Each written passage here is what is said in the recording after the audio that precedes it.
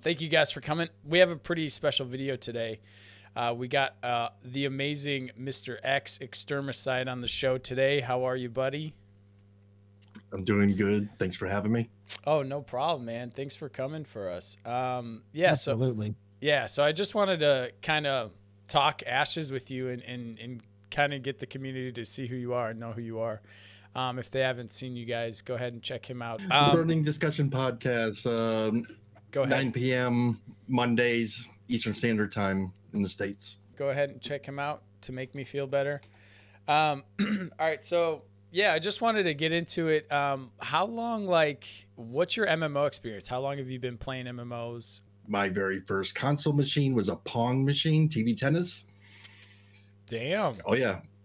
That's what's up. I used to go to the... back then, my dad used to actually bring me to the bar with him, and they used to actually have like the very first stand-up quarter machines, and it was TV tennis, where you paid a quarter to play TV tennis to bounce the ball back and forth. Right. Oh, that's awesome. Is that where you left your quarter on top of the machine too to wait for your turn? Did you guys do all that stuff? Yeah. Okay. Yep. That's what my parents tell me, and I'm like, "Fuck, man, that sounds so fun." Oh, I mean, you just go through school the whole day, and you couldn't wait to get out of school just so you could ride your bike to the freaking arcade that was on the other side of town, right, and blow all your freaking paper route money or whatever you freaking had at the time. Right. But my first MMO was a game called Habitat by LucasArts that was made for the Commodore 64. Yeah. When you had to dial in on a freaking modem back then. Dude, you guys sound like you're 300. talking a different language, man. I have no idea what that is. I have seen everything evolve, and the stories I could freaking tell could take up a whole freaking show in itself, and we really don't want to go that route. No, I just wanted to ask you a question. No. I mean, like I said, I have played just about every MMORPG there is. If I haven't played it, I will probably play it soon, because one of my other projects is I do another project called Times 2 Review, where me and a buddy team up. We play an MMO that we haven't played before, and then we score it. Since there's two of us, right? We score it based on graphics, music, gameplay. We got a bunch of different things we give it a score for. We add up our totals. We add our totals together. We divide it by 2 to get a final score, which gives it a final letter grade. And we're going through a bunch of freaking MMORPGs. And so, like I said, if I haven't played it, I probably will in the near future. But it puts me in a situation or in a position where my experience as far as playing the different MMOs, I probably have a vast opinion about certain things when you want to compare Absolutely. stuff to other games. Let me ask you a question, and you may not know right off the top of your head. I'm just curious. What's the MMO that you guys currently have the highest score for? Do you happen to know that? Yeah, it would actually be the one, as far as the ones we've done so far, it would be Terra. Okay. That's wow. I was just curious. Really? But of course, that is just the ones that they've done so far. Terra, I think, is the only. Yeah, I think we've only reviewed so far about. I think we're on our our 7th. Yeah. Okay. But Terra, based on its action combat, was top of the line. It's beautiful freaking graphics. Right. Yeah, I know that. Not a whole lot of pay to win in it. It rated pretty high. Okay. Cool. Yeah, that's interesting. I don't know if I would like, honestly, to see do a score myself and see what I get based on with that. So what type of MMO player are you when it comes to actually playing those MMOs? What classes do you like to roll, and what kind of niche do you fill if you do that, or do you like to do a little bit of everything? I usually always lean towards a spellcaster. The more dirtier and evil, the better. So something like a warlock is usually up my alley. Interesting. I am definitely a PvP player. So, I don't like Care Bears games. I don't like hand holding. And then if you're gonna put me in a freaking MMO that has PvP, yeah, I'm gonna participate in that. as far as ashes go, the whole siege system and everything, they haven't really sold me on it yet because I've seen it done I've seen it attempted before in games like Age of Conan and Guild Wars 2, where it just kind of, I know what they were going for, but it didn't hit the really mark. Work. It didn't land. Yeah. Were you in the test the other night? Yes, I was. You were in the test? Yes. The siege test? Oh, no. I missed that. I missed that because we were actually doing a show at that night. Okay. So I was actually in the siege test, and I've been talking to a few of my friends, and I think that the thing that sets the siege system in AOC apart from, you know, your Guild Wars 2 and your Dark Age of Camelot and your Elder Scrolls Online and these other games that have castle sieges in them, is number one, there's a 1 month cooldown on castle sieges. So whether a siege is successful or not, it doesn't matter. There's a 1 month cooldown, so you can't just siege a castle repeatedly over and over and over again until you win. And also the mechanics for the siege itself were very, very interesting, you know, and we can get into a little bit later if you want to. Yeah. But the key thing was the attackers have 1 hour. If you don't succeed in 1 hour in conquering the throne room and taking the castle, you have to wait a month to do it again. And that's the thing that really separates it from me, because in, you know, let's say Elder Scrolls Online, the attackers have time on their side. They can just keep pounding on the gates until they get in forever. Whereas in this game, there's a urgency to it. Like, you've got to get through the gates and get in there because you only have an hour to do it. So I think that's where I wasn't expecting that, and I really, really enjoyed it when I got to experience it. Was this the same footage that they actually showed on the live stream just recently? They did two of them. No. So the first one, they had like 300 people in about, and then the second one was like more controlled with like 100 more 130 people. or so, 120. Yes, because that one that they live streamed, I was laughing my ass about, because Steven tries to sell himself as an all PvPer too. You know, I played Lineage 2. Right. I led a PvP guild, but every time I see him doing PvP, he seems to be like the worst freaking PvPer I've ever seen in my life. And I was laughing my ass off because he gave himself God mode, and then you saw Asmongold and if you go back and watch the videos, it was Asmongold and a bunch of his buddies, and they all just targeted freaking Steven and still killed him while he was in God mode. I was laughing my ass off. He wasn't in God mode. He wasn't in God mode. He just gave himself a whole bunch of health. He gave himself like he cheated. 20. Oh yeah, no. The night before, whenever in the test that we did, he was on the attacking team, not the defending team, and I was on the defending team playing a tank. And he turned on God mode, so he couldn't be killed. And so here comes Steven running right through the gates. And as soon as that happens, you see these fireballs just going everywhere and just hitting him. And he's just running right through all of it. And everybody's like, there's 300 people on Discord at this time. Okay. 150 on the attacking side, 150 on the defending side. And all of them are in the same Discord channel. So everybody's screaming out directions, and we can hear what they're doing and they can hear what we're doing. And you start hearing people scream, Steven's in God mode. Steven's in God mode. He's going for the throne room. Stop him. And so I'm not kidding you when I tell you, for 20 consecutive minutes, there was about 30 tanks that were using our javelin pull and pulling him off the throne so that he couldn't channel the throne and win the war. Like he was like a pinball, like zipping all over the battlefield. It was a lot of fun. Can you pull up your picture on that when you're done?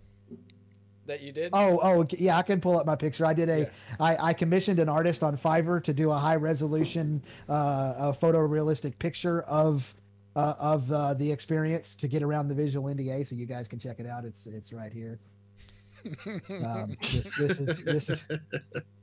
This is exactly what it looked like. As I see, you can see Asmongold right up here. He's in Envious, by the way. Bartik, is he in Envious? Loser. Yeah. God, look at those graphics. The graphics are amazing, guys. That's what I'm trying to tell you guys. Like, you gotta get your computers upgraded now, because these graphics are crazy good. Yeah. So, damn. It's gonna top my shit out. So if you didn't have anything more, I'll keep going. Oh no, I was just saying that he definitely likes to turn on the God mode, and no, I kind of understood why he did it. in the live stream because he needed to get the footage. And because he's Steven, everybody's targeting him. I understand that. So you're gonna die quick. So he needed to get the footage. But what was the excuse the night before here that we weren't getting? He needs footage? to change his name for the purpose of those streams. Yeah, he probably does. He probably does. Yeah. Yeah. That's funny though. I think that's really smart though that you guys were using chain pulls to pull him back so he couldn't do anything. And you couldn't kill him, so you just keep pulling him back. And nope, we just kept pulling him back for 15, 20 minutes, you know? Solid. It was crazy. How do you like that mechanic so far? The chain pull. Chain I mean, pull? is it is it smooth? It depends on the state of the servers at the given time. When the servers are fresh and before all the server decay that they're still dealing with happens, it feels great. It's very satisfying. You throw the thing, you pull them over. I'm a little bit dubious of how that's going to work on, like, say, the dragon. It's little old tiny. It doesn't yank a dragon over to me. They did it in the they did it in the live stream this past one when they fought the frost. They changed it. It was cool though because it was like trying to lock down the dragon with your chains, but they couldn't pull them. It didn't pull. Yeah. It should work in reverse at that point and like connect with the dragon. Yeah, and then towards it. Yeah, you're just getting ripped. Yeah, dude, that'd be epic. So yeah, that's it's pretty fun most of the time. Mm-hmm. But when the server decay happens, it's like the chain animation doesn't happen, and it's just like all of a sudden the guy appears next to you, and it's like, okay, well we've hit the server decay state, which I'm assuming they'll figure that out. Yeah. Personally, I didn't use the chain pull that much. Honestly, I used more of the dash because you knock them down, and the chain pull is good because you pull them into you, but then you have to dash at them again. So I just kind of led with the dash. And then if they got away or they started to run type of thing, or grabbing another one, pulling it to me as I hit this one, so I have like 2 mobs right on me. That's mainly what I do. The Owen says in the comments, dying while in semi-god mode, that's just sad. I will say he did. It was funny, and it was a great moment on the stream. Like, everybody was laughing and having a good time with it, which is what you'd expect. But he flew away from the team and went like basically to their camp, and then they were getting killed back at the castle, and so they were all respawning at the camp, and it was basically him by himself with 25 people attacking him, and he had 25 times the health or 50 times the health or whatever crazy health number, but they eventually were able to kill him. It was fun. But yeah, it just in general watching, I'm like, I haven't seen him like show off any skill as a PvPer that makes me think this guy was a feared Lineage 2 player. But yeah, dude, I don't know, man. He just looks like he's bad. Steven, I love you. Don't think I'm hating on you, but I think you're a very bad PvP player. Just based on he even quoted in one of his streams. He says, "Don't judge my PvP skills. My job is to create a game." That's all I want him to do. I don't care that he's good at the game. He could be the worst PvPer ever. He makes this game and delivers on all the promises. That's fine with me. Most devs are terrible at video games just because like they're so like invested making them that they don't really get to play. So yep, because it takes so much time to make one that you don't get to play it. And the skill, and you don't really, because you do so many changes, you don't really pay attention to the changes as much as the players do, because they're the ones actually playing the product. So it's a lot different. But so I just wanted to go in. So Axe, what kind of got you into creating Ashes of Creation content? Like what was your guys' like focus, and what kind of sparked it for you?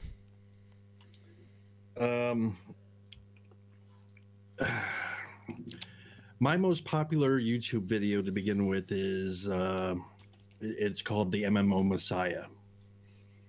Now, I get a lot of flack about the title of that particular thing because it looks like I'm trying to claim that Steve is this Jesus, this savior. Yeah, exactly. And it actually is not the purpose of the video. The purpose of the video is I wanted to introduce my experience as far as being an MMORPG gamer, talk about Intrepid and what they have planned, and show the outline of everything that they have planned.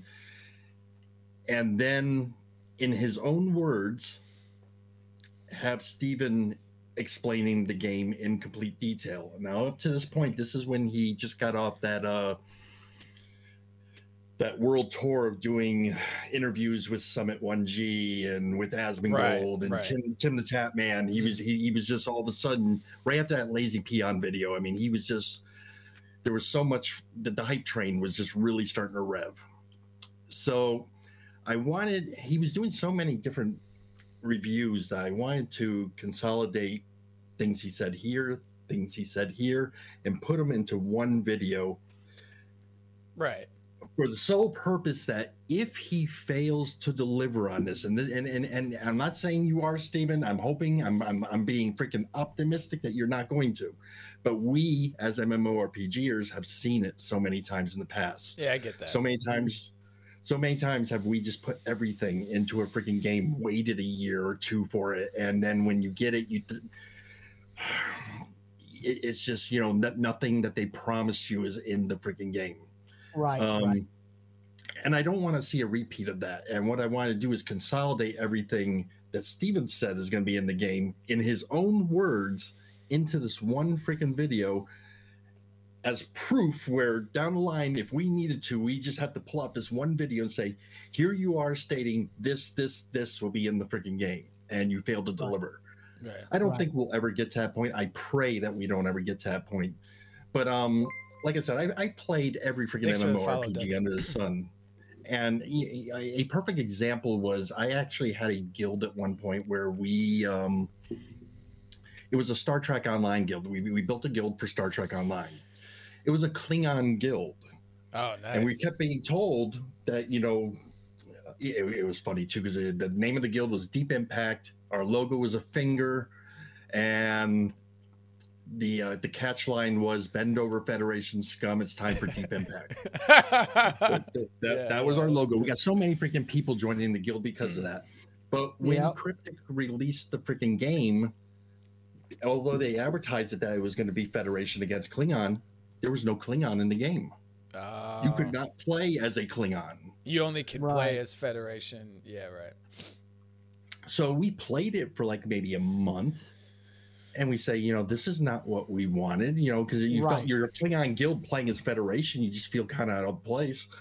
And we feeling you're getting the Deep Impact. That's what you were feeling. Yeah. So we left the game, and then we found out that many other Klingon guilds followed suit. We kind of led this little train away from that. And then the next game we waited for was Star Wars: The Old Republic. So we had to wait a year for that game to come out. And we just switched from a Klingon guild to a Sith guild. Yeah, fair enough. Zill knows all about Star Wars: The Old Republic. He's been I was a hardcore SWTOR player for a long time. I played a little bit. And that was another game that we played, you know, to the very end, and then there was just no end game. It was just tacking that one siege tower thingy at the freaking end. It was just a battleground. There was no freaking real end game, so we ended up freaking leaving that game too. Yeah, that sucks. Yeah, we've seen it way too many times in MMORPGs. So we have. Look, you know, I have said one thing over and over again: love it or hate it, World of Warcraft has done a lot of things right. Okay, and in my opinion, they set the bar as to what a good MMORPG should be. Granted, they've kind of faltered here and there with certain expansions, and over the years, they've kind of went downhill a little bit. But they set that initial bar, and what ended up happening was everybody started making all these MMORPGs because they wanted to make the money that freaking WoW did. Yeah. But instead of trying to be their own entity and bringing something new to the table, they just tried to replicate WoW. Preach. And we just got a lot of freaking WoW clones. Preach. Yeah. And this video, you know, this video that Lazy Peon put out, when I watched it, it's like, oh my God, this guy is showing some oomph here. You know, he's bringing to the table things that I've never seen before or heard of before. He's trying to combine like aspects from this MMO and that MMO, and you know, he's trying to combine it all together, and it's very ambitious. And I look at it, and like I said, I'm trying to be optimistic here. You look at it, and you can't help but thinking, is like, is this too ambitious? Are you putting too much stuff on the plate? Can you actually deliver on this? Are we going to see a game that gets released, and on launch they're going to say, well, this, and this aren't going to be in the game for a while yet, but we'll get there. Right. So I know everything he has listed right now. He wants to be in, to be in the game on release, but when you realistically start to look where we are in the game now and how long, based on history of past MMORPGs, how long it would actually really take to put, to implement these kind of things into one game, you start to realize, wow, we could be looking at another 2 years, another 3 years, until this game is actually ready. And that's, like I said, I'm 53. I might be dead in fucking 3 more years.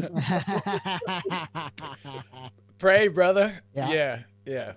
So I did want to piggyback a little bit on what you had just said, because you mentioned that that World of Warcraft had set the bar for MMOs, and in many ways I definitely agree with that. Although I wouldn't say it's the best MMO. I think what they set the bar for is MMO launches.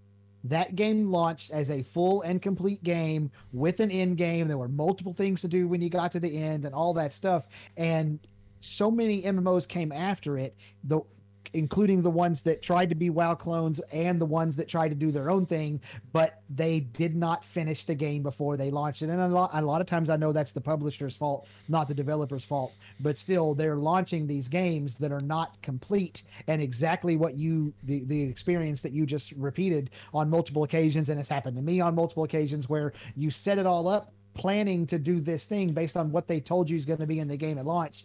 We get to launch and that thing is not there. So I really think that WoW set the bar as far as launches go. They launched perfectly. The reason I set WoW so freaking high up there is, and I'm trying to figure out the proper way of wording this. Every other game after WoW, and I don't think you'll dispute this, but they tried to be that WoW clone, that WoW killer. Almost all of them. Yeah, a lot of them, yeah. But WoW wasn't trying to clone anyone else. It came in as its own entity based on a believable lore from its own Warcraft RTS games. And if you played Warcraft 1, 2, 3, and then all of a sudden to see it come alive into an MMORPG, that day, when you logged in and you're seeing Azeroth for freaking real and everything, and you're seeing a real freaking Murloc and everything, people were walking around with freaking goosebumps on their freaking skin playing that, and seeing that shit for the first time. Yeah. Never since then have I had that kind of first day feeling of so freaking happy to be here. Right. And since then, every freaking MMORPG I've gone into has felt like been here before, done this before. It's different graphics, it's a different title, but your first quest, go kill freaking 5 rats, and go collect this, and it's the same shit over and over and over and over again. And then all of a sudden you're seeing something like Ashes, and they're saying, okay, you got this node system. Your XP isn't just leveling you, it's leveling this freaking node. And then, the other aspects that they plan to bring in, the ship combat, the bounty hunter system, trading, caravans, like, wow, all that stuff. Right. Yeah. Wow. Okay. If these guys, if every MMO is going to sit there and copy another MMO, these guys want to copy every freaking MMO. Yeah. And that's very ambitious. Yeah. Yeah. And add a lot of stuff that doesn't really exist anywhere else. Like they're copying and taking the best parts, but then also iterating and coming up with new stuff. Yeah. Being innovative and bringing something new to the table. And to me, that's the most important freaking thing. I tell my buddies over on Burning Discussion, I've said this more than once. I want to believe in Steven. Okay. Mm-hmm. Yeah, me too. The thing is with Steven is either he's telling us the truth, he really freaking believes all this, which I hope is the case, or he is the best used car salesman in the world, because he's telling you everything you want to freaking hear, but doesn't plan on delivering on it. Right. Yeah, all right, so this was my huge concern, and this was one of my questions: is what are your concerns with AOC? But this was my huge concern when 2 years ago, a year and a half ago, when I was first looking at this game and I seen all this shit that they want to implement in the game, and I was like, realistically, this cannot happen. Like, realistically, there's too much to the game to where they can make it for a specific launch and date and get everything in and polished and working and optimized. It's just too much. But after playing this alpha and everything that they've said and doing, I'm starting to think it's a lot more realistic. And I'm starting to feel that his words are really becoming more true. And I don't want to just chase his ass on this, you know, and just be a white knight on Steven. But I definitely think, like, personally, that's my opinion. I really think that they're doing what they intended on doing and saying what they... Personally, I think at this point, if he was to deliver on half the stuff he promised, then Ashes is going to be in good shape. Yeah. And if he gets it in later or whatever, you know. And Steven's pretty good at that. You know, he's pretty good at the communication. He's pretty good at saying, look, I need to push this back. He doesn't just... I've seen other developers say, we're pushing back to this date and don't really give you a reason. Mm-hmm. Steven says, we're pushing back to this date and the reasons are being because of this, this, and that. And when he does that... It's some honesty. You trust him. You sit there as a player, someone who's paid to be in the freaking alpha. You're sitting there saying, you know what? I get it, because I've actually seen some of the stuff that he's talking about in the alpha right now. They need more time. I get it. You know, and the reason we're in the alpha and everything is to be allowed to be heard, to be able to freaking help with the development of this and everything. And, you know, when he sits there and gives us a better freaking version of the game to try out, I'm all for that, because, you know, actually you could tell from those development streams that he's playing on a much higher client than what we're playing on when we go into the alpha. I know. I was like, my graphics don't look like that. How does it, you know? I was like, am I not turning up my graphics to max or something? What's going on, man? This looks beautiful. So that's one of the things that I noticed, and that I picked out of the live stream from yesterday specifically. And it kind of piggybacks on what X was saying a second ago about how when we're looking at the state of the way the alpha is right now, you know, we could be 2 or 3 years away. Well, something that Steven said, and you know, I may be reading too much into this, I don't know, but he said specifically that this test is standing up a few of our core systems in their most bare bone fashion in an alpha test.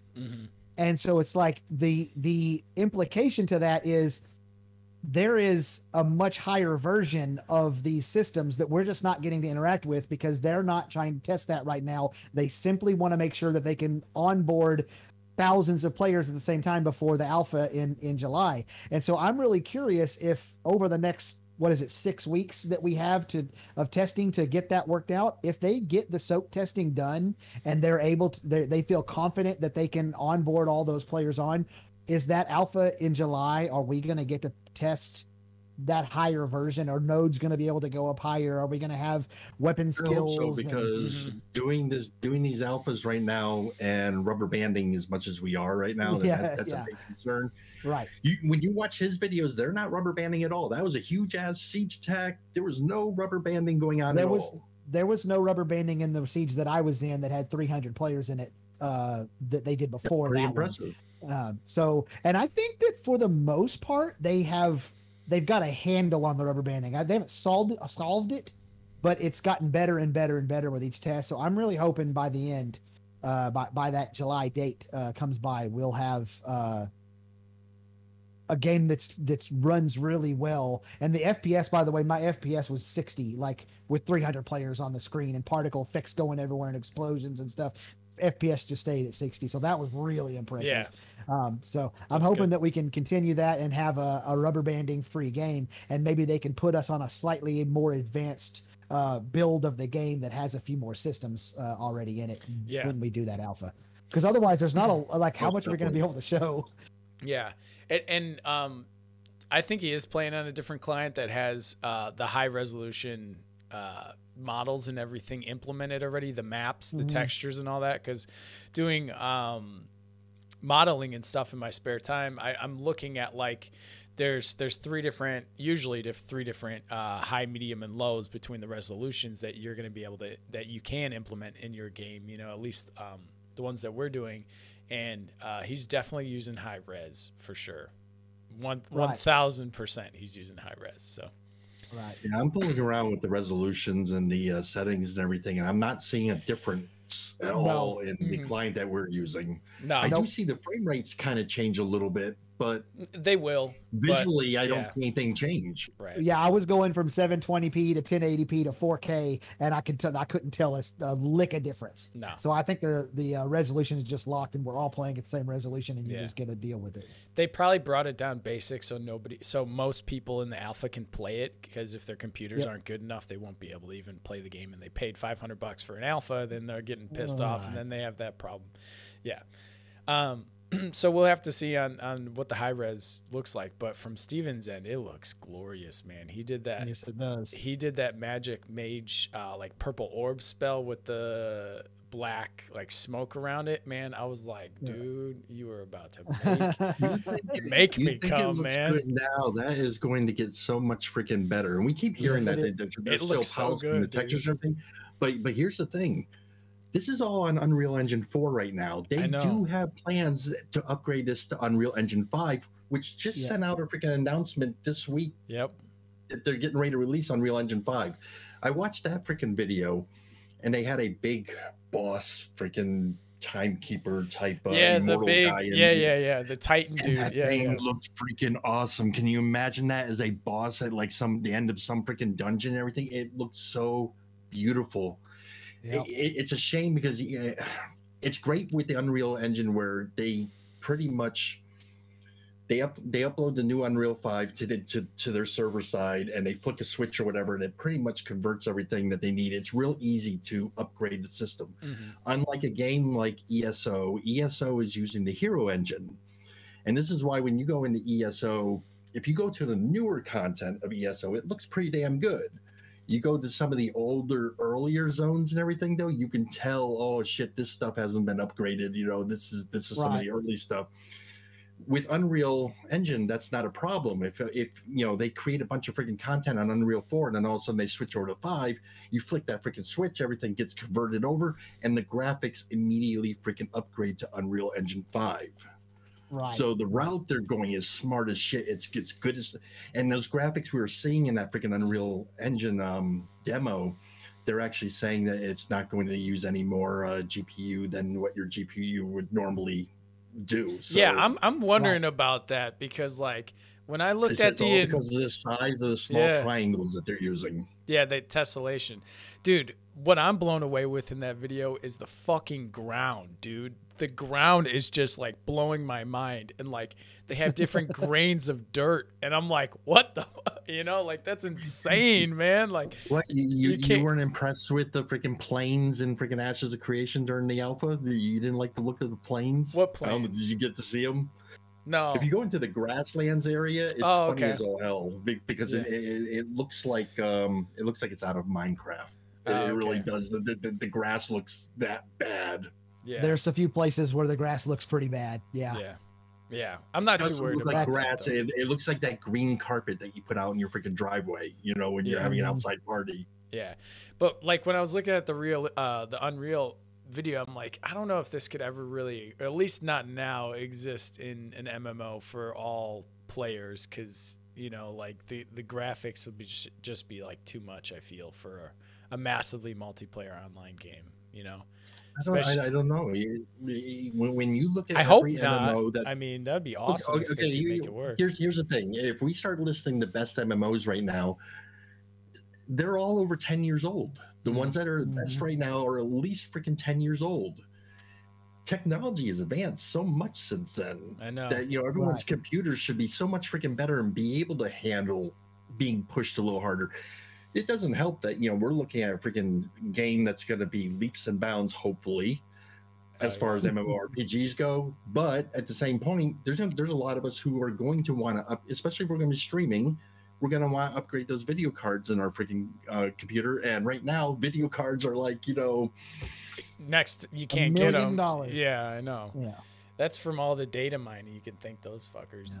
Yeah. So anyways, but yeah, I wanted to say, like, because you know, when you look at MMOs traditionally, like the graphics usually aren't as good as, like, you know, Tomb Raider or something like that. That's like a single action solo player. Just they can make all the graphics. That's all on the engine, and they don't have to worry about it being huge, right? So that's the only thing. Like, and I hope that the game genre to be that realistic.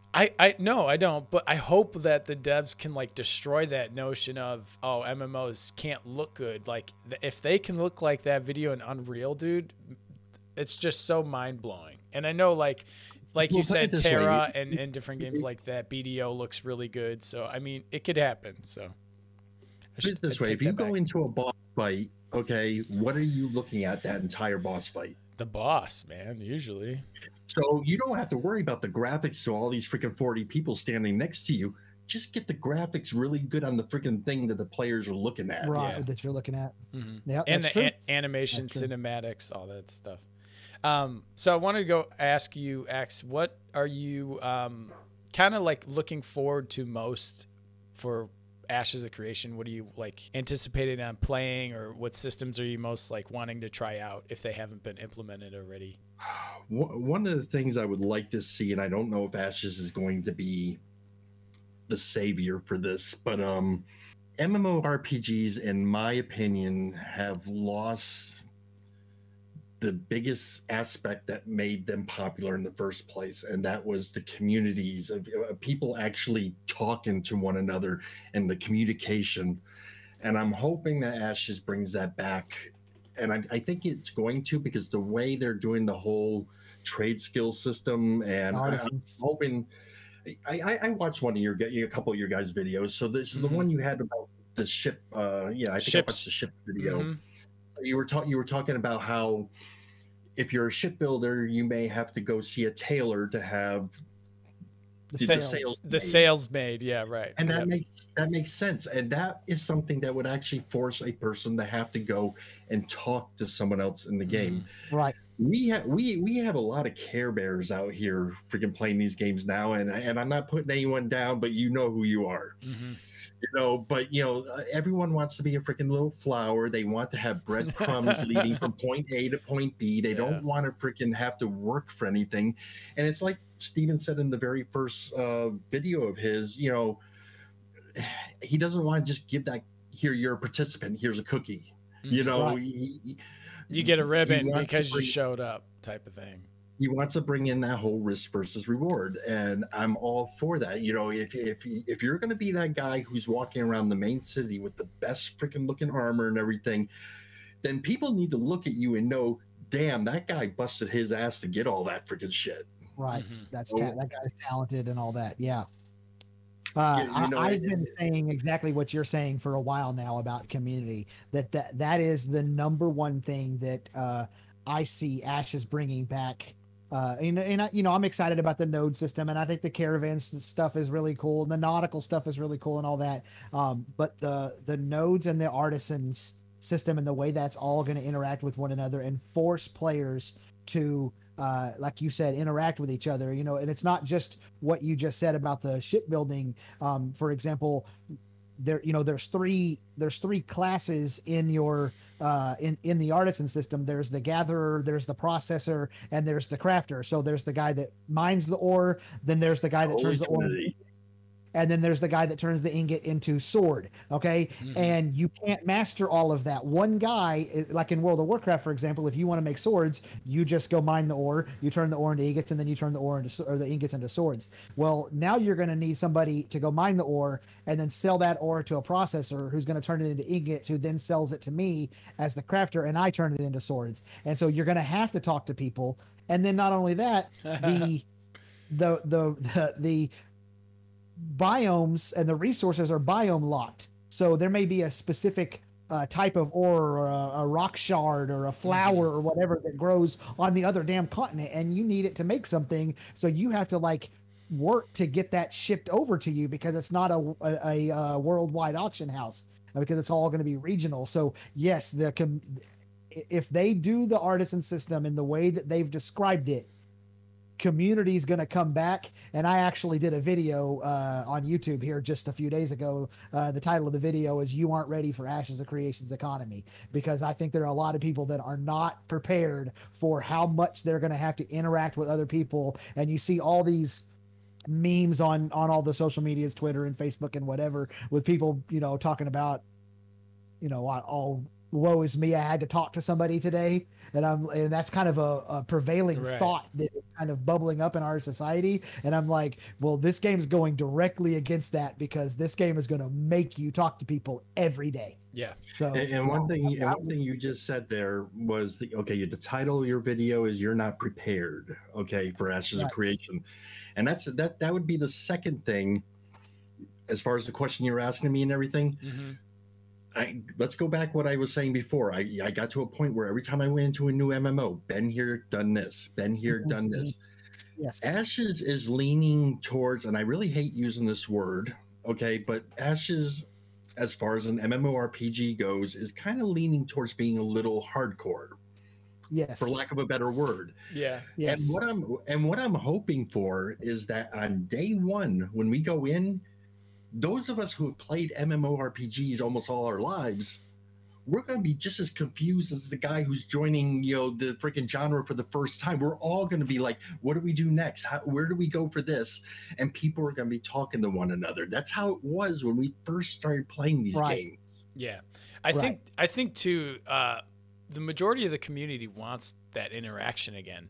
It died in WoW. It kind of never really picked up in, you know, later in expansions and stuff. So they're hungry for it. I'm hungry for it. You guys are probably hungry for it. So being able to this is why they don't have no play. They have no group finder in this freaking game. No, so, I mean, definitely take that shit out. Don't ever put that in there. Yeah. So you got to join a guild. You got to freaking find a party on your freaking own. Yeah. For a lot of these people who have never done this, this is going to be new ground for them. It's going to be hard for them. It is. And I do like that they're kind of pushing guilds and making guilds the favorites here, because without the guilds, and they're almost like the proxy factions of the game, you know, they're the ones that encompass the nodes. They're going to be the ones protecting each other and the players and stuff like that. And if they don't have them first, the guild leaders first, then, you know, it's going to go real south real quick. So I like that Steven, and we pointed it out in one of the videos. I like that Steven pointed that out and really made it attributed to the guild leaders and giving them the high fives on that. So I only have one worry about guilds, which okay. My next question was, what are your concerns about it? So okay. You already know, man. Yeah, dude, you know it. I didn't even give it to you. Go ahead. Like I said, I'm usually sitting in your spot, so yeah, you know, hosting doesn't change, man. Hosting does not change. Now, though, the one thing I have concerns about is okay. So we've already said it. We think that they're going to be trying to push that freaking commodity of looking for guilds and everything.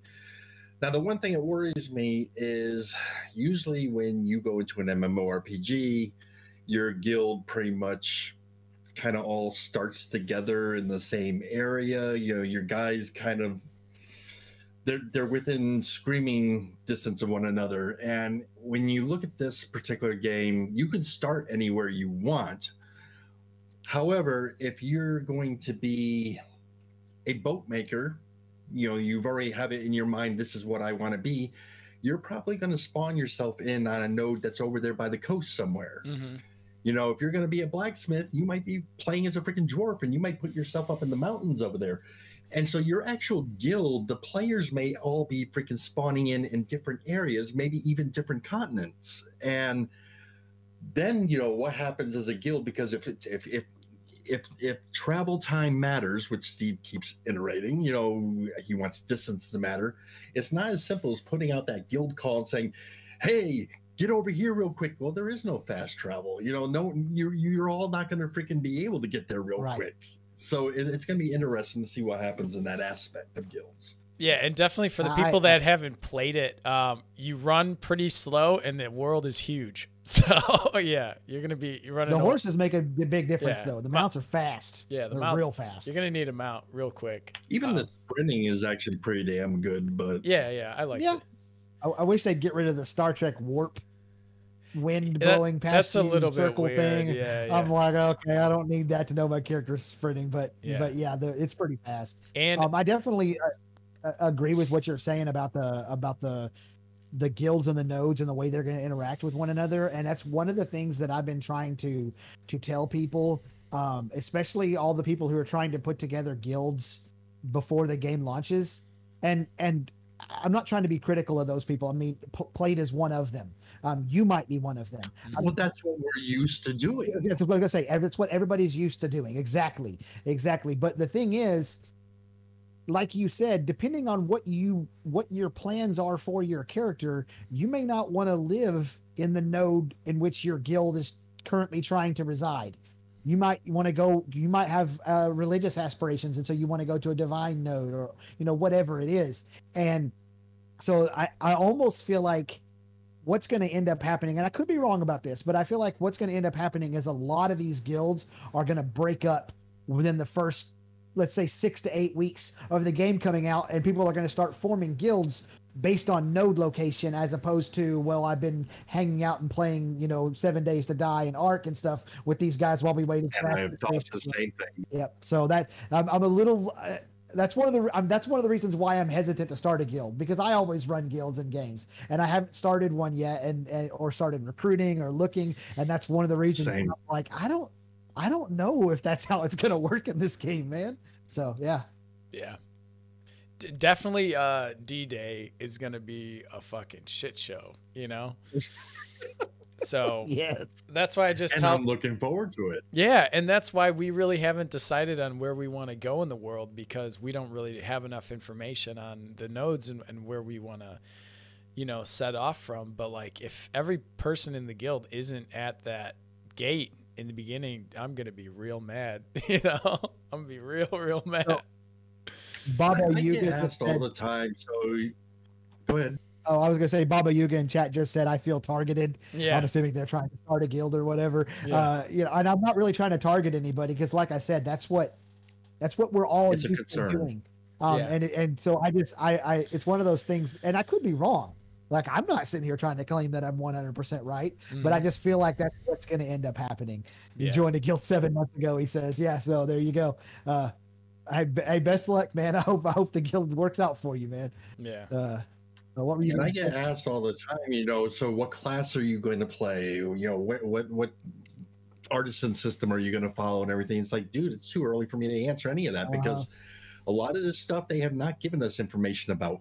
We have that whole freaking thing that lists the freaking 60 classes or whatever, but they haven't shown us all. I got 2 abilities on the fighter, man.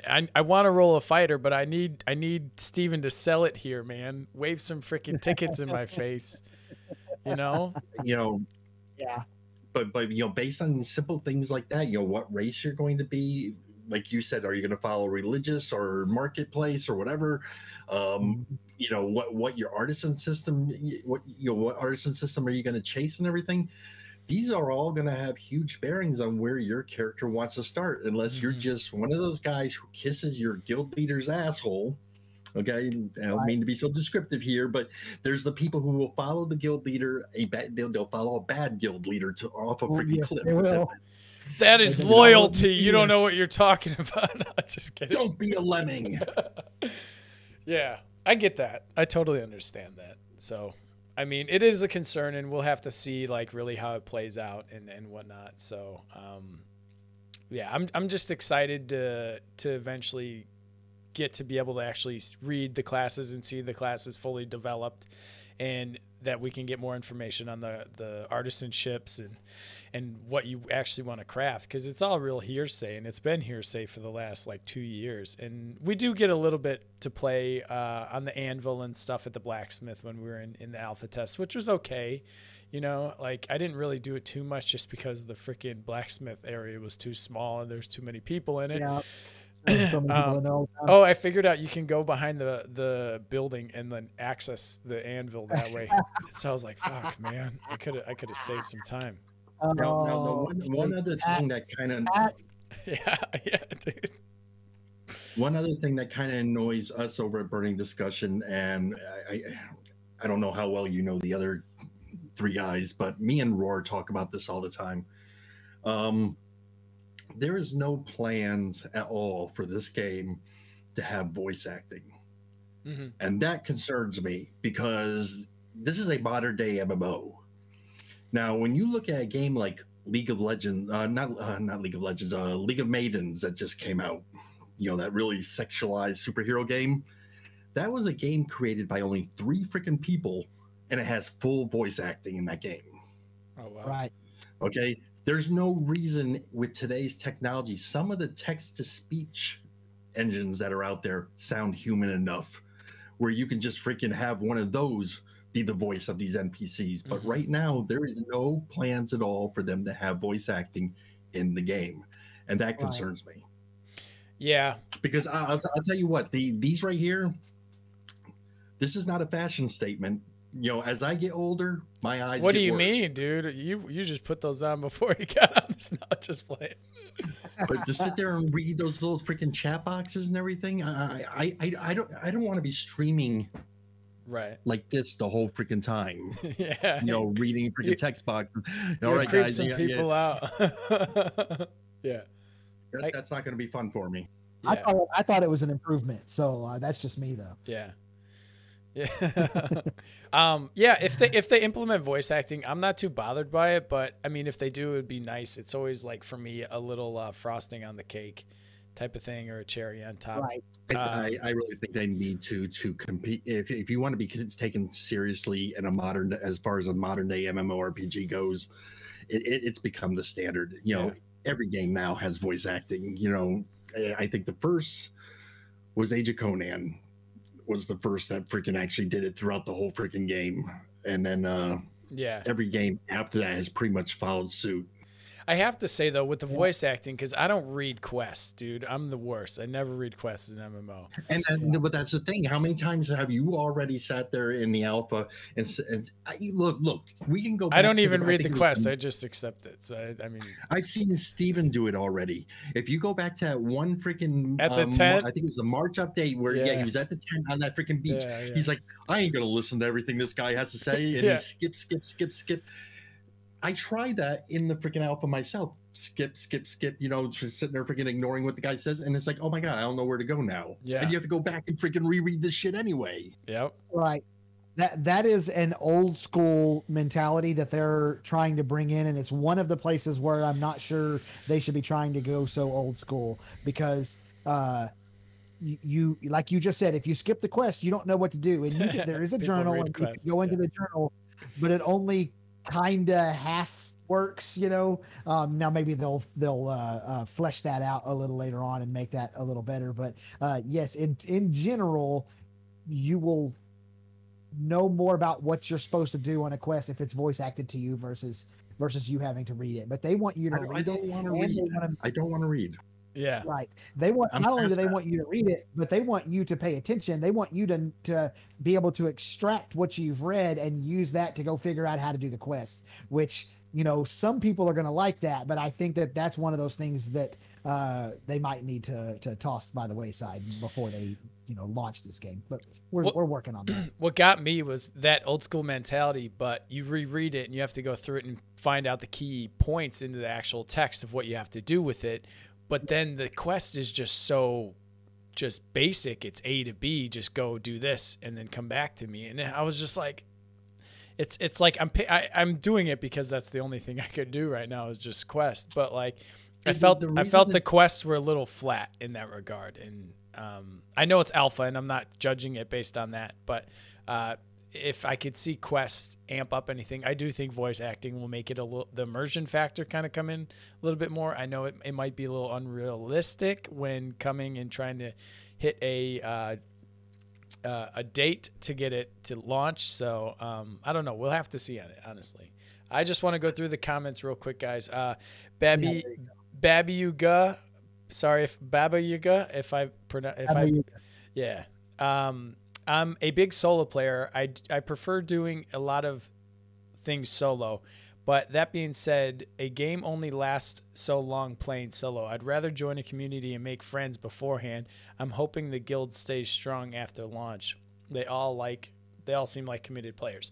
And that's going back to the community and joining guilds. Yeah. So I definitely think that this MMO should never cater to solo players. If they have solo player elements in it, that's cool. And I do like that Steven doesn't really cater to solo play. I'll be honest. There's days I wake up and I don't feel like being sociable, and I just want to freaking go and do some solo quests. Right. And there should be that. I don't want to play a whole MMO like that, though. But I don't want the end game to be based on that. The point I always make is if you want to play a solo RPG, there's lots of RPGs out there that are better at being RPGs. So go play that, and they're single player. Go play those. And I've never understood why you want to play a multiplayer game and then not interact with anybody. So, and then Braum after that says, it's interesting. Supposedly most people throughout history until relatively recently lived and died within 50 miles of where they were born. AOC is interesting because with the way the world and node system works, you could create a character and your character could spend its entire life within one small part of the world, say between 2 to 4 nodes. It would make creating alts in different places more important. The first part of that is very interesting. I hadn't thought about the fact that you pretty much lived and died within 50 miles of where you're born, and that probably very much was the case for a long time. The last part of it there about the alts, I think that instead of, and I could be wrong about this, the feel that I get is instead of telling people you can't have alts because that's going to frustrate people, so you can have multiple characters on one server. But what they've done is they've put so much stuff in the game and so many things that are so important for you to be working towards, like your node and your ranking within your node and your gathering or crafting professions are supposed to be super hard to level up, and your status within your religion and all of that stuff. It's almost going to force you to play one character. You're not going to have and I'm for the most, I am too. The most hardcore no-lifers might be able to rock out 2 characters or maybe 3, but even then you're not going to achieve as much with one. And I think most people are going to find that you can get way more done and accomplish way more by playing the one character and actually communicating with other people to get what you need, the resources you need to craft the thing, or the people you need to get to the dungeon or finish the quest or whatever. So I agree with all of that, except for I'm not sure that alts in different places is gonna do anything. For example, you can't mail resources because that would be getting around the caravan system. So it's not like you could have your alt on the other side of the world. So it's not like you could have your alt on the other side of the world go mine out the resources for you and then mail it to I don't let you do that because that would be getting around the caravan system. So Steven's Steven's clever on thinking that shit through, Well, I don't know if he actually thought about it, but that's smart, And and players game the system, dude. They cheat and they try to do everything they can to find the loopholes and all that. So, I mean, it's good. It's good that we do it preemptively. So, So what are your thoughts on Ashes of Creation kind of evolving the MMO genre and taking it in this whole new direction as of late?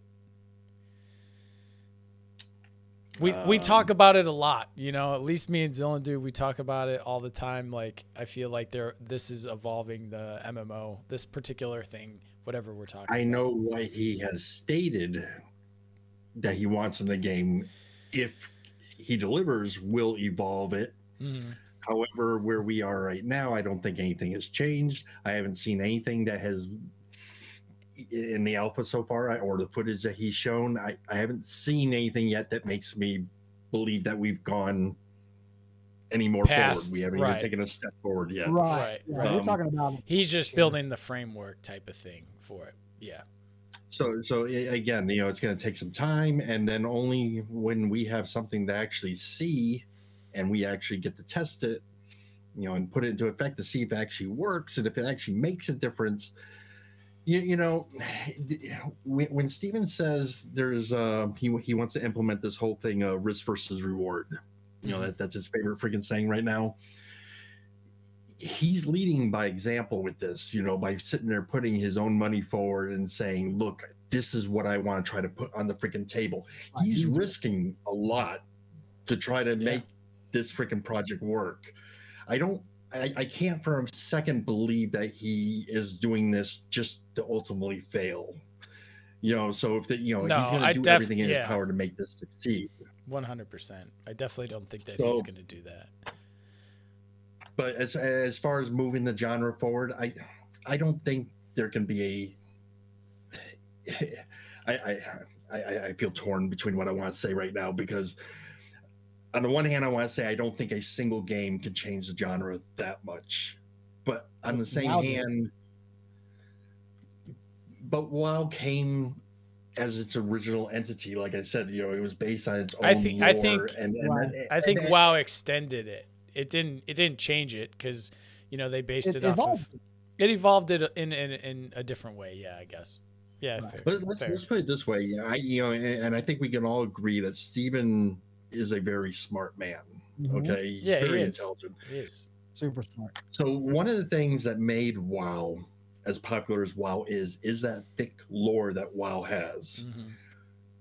Steven has been very careful not to leak a lot of lore to us. I get questions all the time, you know, tell us more about the freaking lore. It's like, I can't give you information I don't have.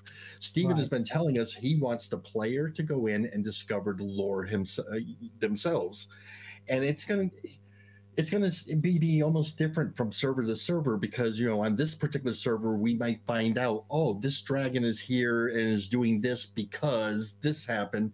And because of how other servers changed or evolved because of the nodes, they're going to find out different aspects of the stories. Now I can see online in the forums, we're all starting to piece together information about, you know, the lore and all that, you know, and again, this is good because this is something else that's bringing the community together and having them all communicate with one another. But if his lore is going to be that rich and that freaking thick, he has a very good possibility with this game. You know, they always say what's old becomes new again. You know, fashion, music, everything else. We may actually see an MMORPG actually sit there and take the forefront of freaking gaming again, and that would be glorious. That would be. I hope it does, man. I really do. You know, you know, we've been saying over here on this podcast quite a bit that the node system, just the system in general, if launched with what they say it's going to be, is a giant step forward, is an evolution of the MMO genre, with the, you know, the whole idea of being tied to a town and being tied. You have almost everything with it. Is what we think is going to evolve the genre a little bit, or could, if it launches that way. And that is the caveat with all of this, is like, if it launches as it's intended, you know, this could be the effect, but, you know, we never know. Yeah. I like that's good. Yeah. You want me to blow your mind? Yeah, blow my mind. So here's a conversation that we had. Okay, so based on some of the lore, we do know that we were all, as far as characters go, we were all on this planet. We escaped Vera. We went to Sanctus because something happened badly on freaking Vera. Now, Sanctus is a place that has no magic. Okay, so eventually we come back to Vera because we want to, you know, we've gone hundreds of thousands of freaking years of not experiencing magic, and that's enticing. Let's go to here. So you go through that freaking little time gate again or whatever, so you can go and, you know, back to your freaking home planet and experience magic again and everything.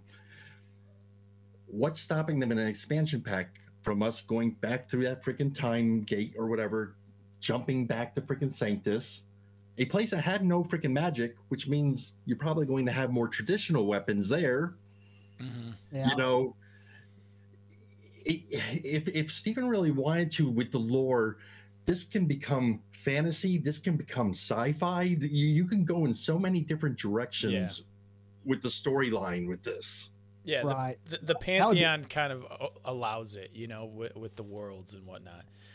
That's why when we were doing that lore episode, Zill, that's what I was saying. Like, I think the end game is going to be at the in the void with like where the essence is minimal and your magic isn't as strong as what it could be. You know, that's what I thought was just so cool about it. Like, they can go to alternate planes outside of Vera, but I think as for the base game, we're just only going to get stuff on Vera, and then maybe expansions to come.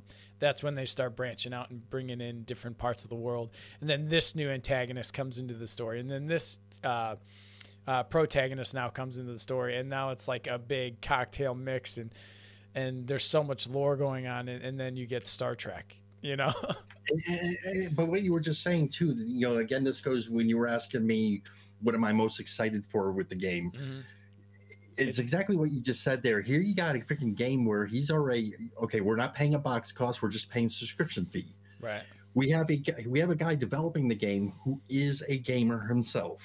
Mm-hmm. So while he's freaking playing the damn game, if he starts to see the community is starting to get bored and everything, hey guys, we need the next expansion pack. We need to step it up. We need the next storyline. Mm-hmm. So you get that next expansion. We don't have to pay for expansions either. That's included in our subscription. That'd be cool. That'd be very cool if right. I didn't have to pay another box cost. We don't have to. He's no, I know. Stated this. Oh, for expansions even? Expansions either. Oh, okay. It comes with the subscription cost. Yeah,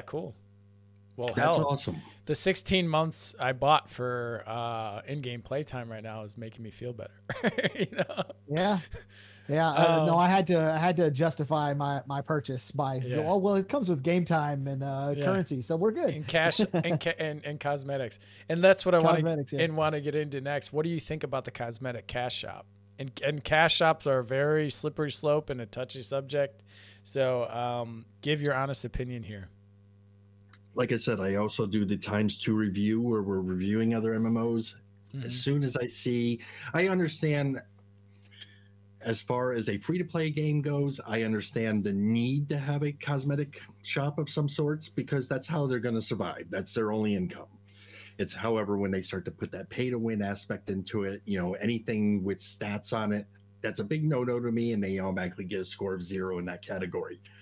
As far as this game goes, we're paying a subscription fee. So there should be no need ever for us to have gear with stats on it ever showing up in the thing. If it's going to stay strictly freaking cosmetics, I'm okay with that. If it's going to be cosmetics that are also available in some way, shape, or form by farming or doing whatever you can in the freaking world, even freaking better. Mm-hmm. So I'm good with that. The cosmetics, Intrepid has an unbelievable team of artists. That part, no one can deny that. And the costumes that they have showcased so far are absolutely freaking gorgeous. So if they can keep up that momentum, I can see them making a lot of money on these freaking the outfits alone, and and that's all gravy on top of their subscription fee. So I don't see the game failing anytime soon, you know, once it gets released. But I do feel that the game is going to be kind of niche. Like I said, I actually hate to use the word, but I think this is going to be kind of a hardcore MMORPG. I think the complete opposite. I think it's going to be abundant, and there's going to be all different types of players in it, just from all the different systems and things you could do. And you could get lost in just definitely the first month anyway. Just that system, you know. I think it's going to be huge to start with. I'm actually working on a new YouTube video right now that's going to be called how am I wording it? Ashes of Creations is too hardcore for you, and why you should play anyway. That's actually a video that I'm working on. And I'm sitting right with. Well, you know, they're promoting. They're actually. It's the biggest game. Like, I don't know what you guys don't think. This is the biggest MMO that's going to be coming out. So, but they're actually promoting PvP to happen. They're basically telling you if you get freaking attacked, if you don't fight back, you're going to lose more. So you have to fight back. So they're although they say you can play casually and you can play a single player game and you can freaking play any way you want, that's not exactly true in the aspect that if you don't fight back, you're going to drop most of your freaking shit. Where if you fought back, you're going to drop less. They're gearing it towards being PvP heavy. Right. Everything in the game revolves around PvP, from moving your damn stuff from, you know, your node to the next place, you know, and the caravan is PvP, the sieges, everything in this game is revolving around PvP. The ships being out there is going to be filled with freaking pirates and everything. The bounty hunters are out there constantly searching for freaking corrupted bad people to freaking go and kill. Everything is revolved around this whole freaking PvP system, and I love it. I fucking love it. But not everybody is going. Not everybody is PvP. So all the Care Bears are going to come in on day one, and then the first time they get ganked while they were picking flowers, they're going to be like, "Fuck this game, uninstall." Yeah. Uninstall. And especially because there's no box cost. So your upfront cost to get playing is going to be $15 or $12.95 or whatever their subscription fee is going to be, and people are just going to back out. So Plate, I agree with you. It is the biggest MMO that's being developed. It's the most hyped MMO currently in development by a really wide stretch. And so I kind of fall between the two of you. I think that it's the biggest game and it's the most hyped game, and on launch day there's going to be a lot of people there. But I think that the hardcoreness of it is going to push a lot of people away, but also, and I think this is one of the key things, the prevalence, especially in the last, let's say 6 to 8 years, of all the shooters and the battle royale games and PvP, League of Legends, and all that. PvP has become a much more prominent thing in the game, in the whole genre of gaming or whatever. So I do think that there's going to be a crowd that's going to learn how to play and adapt to the PvP aspects of the game, and the fact that you're going to lose stuff and all of that. And I think it's going to sit somewhere in the middle. I think it's going to have more players than just a niche hardcore game, but it's not going to end up being the mass runaway smash success that the hype would lead you to believe that it's going to be, just because I think a lot of people are going to leave, and I honestly hope you're right. I really do. Yeah, but like you said, a lot of the gamers these days are playing PvP type games. But then again, most of these PvP games are cross-platform. And we're talking about PC players. And I think a lot of PC players are just kind of Care Bearish. For lack of a better term. Right. Man, well, I can tell you as somebody with a 16-year-old that the whole that whole generation, they're selling their consoles and buying PCs right now. Awesome. The PC gaming is coming back big time, and it's the young generation that's going, God, if I had that, I could, instead of getting onto the PlayStation store and seeing the same games for sale that have been there for 2 months, I could be on Steam, which gets like 126 new games added every single day of the year. This is not, these two things aren't equivalent. So maybe, I don't know. I'm hoping, but I do think that there's going to be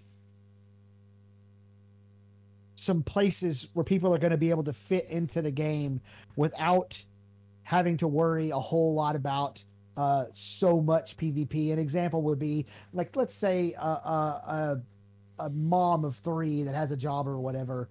She can't play all the time, but she's interested in the animal husbandry. She wants to, breed animals, and do all right? that stuff. Yeah. And she moves into one of the big nodes that's never going to get knocked down because it's too big to, and it's guarded fucking like crazy.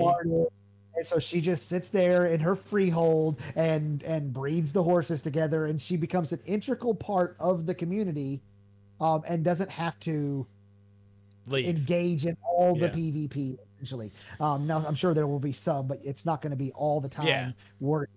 I think that there's going to be some of that, and so I'm starting to settle on it's going to be somewhere between the smash success and the little tiny niche game that nobody plays. Yeah, I don't think it's going to be niche gets stormed and it goes down. She loses her whole business and half her shit inside her apartment. That's the fun part about it. But right, I'm curious if nodes are going to get too big to where that can happen. Yeah, but then Right. well, like when your node destructs, you get a lot of that in certificates. Then you can go to a different node and then kind of reestablish. It's almost like your city gets burnt down and you guys have to move, and now you have to go make life in a different town. You know? Dealing with the insurance company to get some of your crap back. Yeah. But why I don't think it's going to be that bad is because when you die, the resources you dropped isn't a big portion. You might like lose, like if you're gathering, you know, you might lose a little bit of ore or whatever you're actually mining. But like, were you killed in the alpha yet at all? yeah, I was killed. Well, I mean, obviously that's not tested. You drop all your shit, don't you? All your resources? You dropped a portion, but it was a good portion. Oh, was it? And if you got ganked by someone and you died that way, yeah, if you didn't fight back, you lost a lot. You lost almost all of it. Yeah. And if you fought back, you lost like half of it. Yeah, I didn't look at what we actually dropped, but even with that though, like I feel that the being corrupted is a lot worse, you know, like if you have a corruption score and it's high, then you start dropping your actual gear on your fucking character. That's more intimidating to me than a few resources that I could get back in 20 minutes. You know, I'm not worried too much about the actual resources, but if the guy that's attacking me and I don't attack him and he just keeps getting a huge corruption score, now he's got bounty hunters on him and now he's got everybody else on him because he can drop his gear, you know? That's why I'm like, oh, okay. It makes it so it's a lot more risk when you do attack people and gank people. I'm still going to attack and gank people. Yeah, and I'm still right. And I'm still going to attack and gank people as much as I really want, you know, but yeah, I just think like majority of the people are going to be really excited about this game, and I don't really see it as a niche game because there's so many different elements to the game to make it, you know, where you can be you and you can specialize in what you want to do. So that's really only my stance on that. But I could be wrong. You guys could be right. I think the three of us should go into business and we should create shirts that say, "I was ganked in AOC and now I play WoW." So I just got one more question. Where do you guys see the game in 5 to 10 years? And then we'll wrap up. I can't even answer that, dude. It depends on how successful the launch is. They have to have a successful launch. Mm-hmm. And all right, honestly, we'll hypothetically it a little bit and say they do. Where do you guys want to see the game in 5 to 10 years? Oh, well, that's a different question. Where we want to see the game? Yeah. Where do you see it? Where do you want to see it? Yeah, same thing. Where you see it and where you want to see it are two different questions. All right, fine. Where do you want to see it? That's a better question. X, go ahead. Where do you want to see it?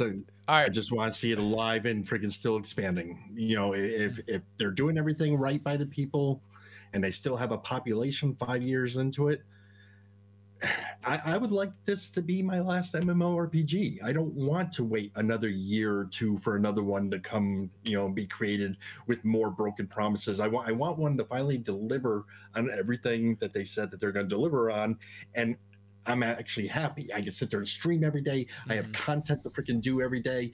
You know, if I want to play freaking Bounty Hunter this freaking month and just freaking be that good guy, all right, I'm in Mandalorian mode now. You're lawful. But if I want if I want to freaking build a ship and now freaking play as a pirate for the next couple months, I can do that too. I want to be able to play the way I want to play. I want to make good content, you know, and good content for PvPers. Funny ganking shit, you know. We're PvPers. We tend to be the bad guys, you know. So I'm trying to make some freaking humorous content, you know. But 5 years into it, I would just hope the game is still doing like what WoW is doing right now. You know, WoW has there's that old saying, everybody says this MMO is going to be the next WoW killer, and you got that group of people who always said the only freaking people that are going to kill WoW is WoW itself. It's true. It's 1,000% true, man. And I 100% and they're doing it. I don't know if you've played it. And you know what? Maybe they are doing it on purpose, because the day freaking WoW dies, I guarantee we're going to get a freaking announcement within that month about World of Warcraft 2 is getting ready to be released. on a new freaking engine and everything on the Unreal 5 5. engine. Yeah, yeah. They're just waiting for Unreal 5 to be a thing. Yeah, I could see that. I can see yeah, that. I've been saying for a long time that these MMOs need to stop trying to be the next WoW, and they need to start being the next whatever what their game is going to be. Ashes of Creation shouldn't try to be the next WoW. They should try to be Ashes of Creation. It's something entirely different. Yeah, I agree. I'll tell you what, and this is gonna sound kind of funny, but I was talking to someone else about this. So you've heard that in the past, you know, like WoW has actually destroyed marriages. People have lost their jobs because of WoW. Yeah. You know, Yeah. there was one guy who lost his freaking house because of freaking WoW. He just couldn't stop freaking playing the damn shit. Right. Here if I was to ask you who the creator of WoW is, you know, or who the head of Blizzard is, you don't know who the fuck it is. Okay. Right. Who's the head of freaking, you know, Ashes? Steven Sharif. We all know what he looks like. If you lost your freaking wife and your freaking kids and everything, and then you walk in a freaking shopping center and you freaking see that man, I guarantee that you're freaking Steven's gonna get his freaking ass whooped, you know, a few months after the freaking game comes out. Oh no, Steven's triggered right now. It's all right, man. We don't thought this through. No, but yeah, I mean, if you're that bad and you lose your house on that, that's your own problem, you know. Oh, I agree. Yeah, that's a whole other thing. That's a whole other thing. But yeah, so we'll go ahead and wrap up. If you guys had any more things, go ahead. We can touch on them. If you guys had any questions in the comments before we wrap up, go ahead. Otherwise, you can head over to our YouTube where I'll be uploading this video and you can watch it again and comment there. But yeah, so with that, did you guys? All three of us were in Alpha 1. So if you guys in chat have any questions, anything that you want to know about, you know, our experience or whatever, you know, we can spend a couple of minutes if there's anything you want to know. Yeah, I'm excited for this next test though. Next week they're gonna start sieges for everyone. Good stream, guys. Thanks, man. Thank you all for coming. I really appreciate it. It's really awesome to have X on the show, dude. Thank you for coming by, man. Anytime. Yeah. A lot of it's like it's always up in the air, you know. But I do like to at least create a good show and a good conversation piece, you know. But yeah, it was really good today, guys. I really enjoyed your company. Yeah, I thought it was awesome. It was nice getting to talk to you, X, and just get your opinions on things. And I like it whenever you have people who've got a little bit of difference of opinion, but they can have a conversation about it. And that's what it's about, man. And not be disrespectful and stuff. It was great. It was nice meeting you, man. And I'd love to have you back on the show at some point for sure. I wouldn't mind doing it again. You know, like I said, I got my own show to freaking do too. So it's a whole time thing, but I can pop in every now and then. You know, I'd be good. Did you say earlier that Roar is on your show? Yes. Okay. So I've never actually watched your show. I'm definitely going to now, but I've watched several of Roar's YouTube videos. He's one of the ones I really like.